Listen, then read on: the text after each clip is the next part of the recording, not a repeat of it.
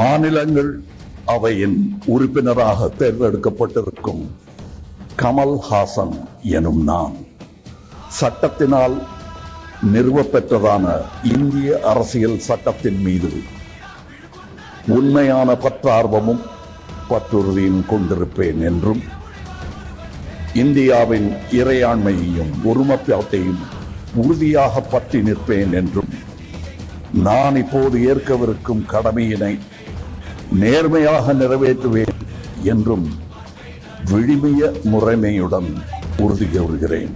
வணக்கம்.